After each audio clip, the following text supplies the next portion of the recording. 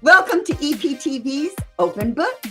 I'm joined today by my partner, Jen Ryan, by Joe Murphy, who is our editor and in-house cover designer, Danielle DeVore, who is our editorial assistant, and by some of our absolutely fabulous writers, including Sean T. Poindexter, Luann Carroll, Mac Little, S.A. Larsen, and Agnes Jane. Did I miss anybody? I think I got us all.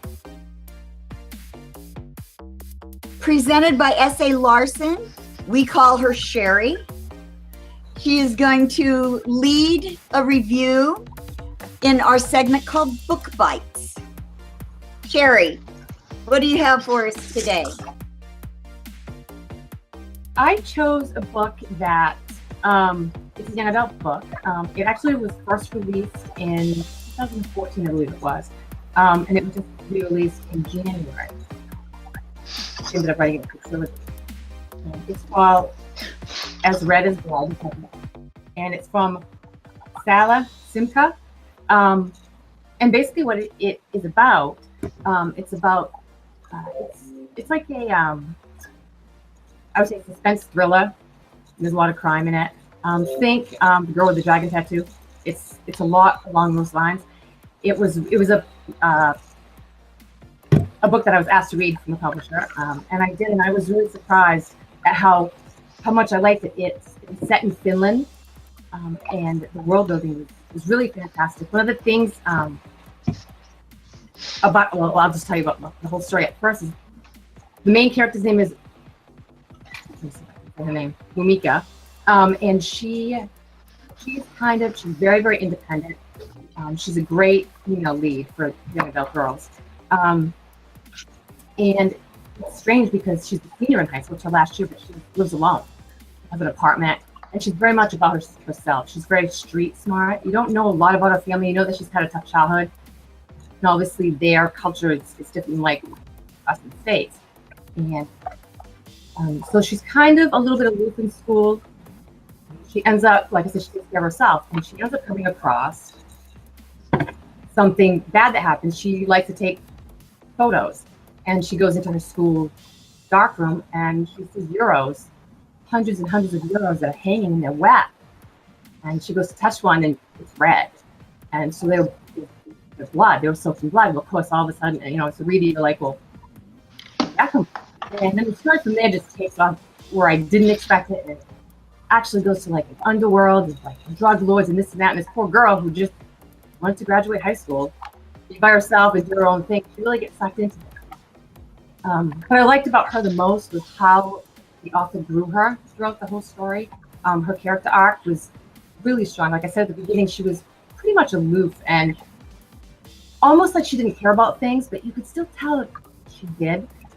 But by the end, she actually is the one who basically just about sacrifices herself for everybody to figure out where this money comes from, what happened, and all this kind of stuff.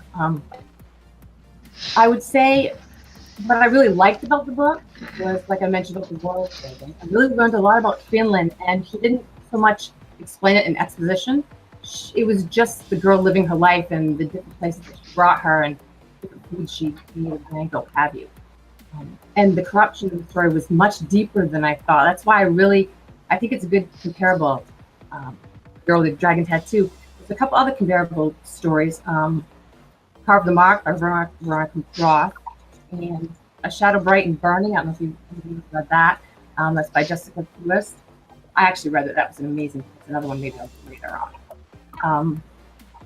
There was an interesting tie-in to Snow White, and once you are able to see the cover, it talks about red, and the cover actually shows it's all red and white and black.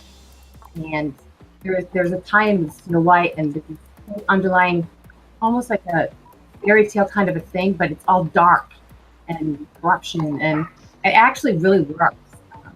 The writing style was different. At first, I wasn't sure if I was going to like it because it's very choppy. She writes in like really short sentences, she'll throw in a long one, and then a bunch of go together. But once I got into the story, it totally works for the kind of story. It's a young adult story, but very mature.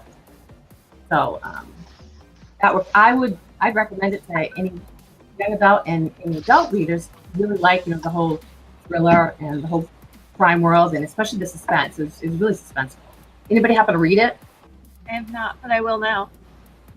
It sounds pretty good. And Yeah. it is a trilogy. There's, I don't remember. I thought I wrote it down. The next one, something about winter. But anyway, it's 3 books, and so I haven't read the next 2, but I do need to get them. I just don't have time. Yeah, I love reading young adults, so I'll have to put that on my to be read list for sure. Thank you for that, Sherry. So glad you could be with us today. Join us next time when we have another exciting segment of Open Book.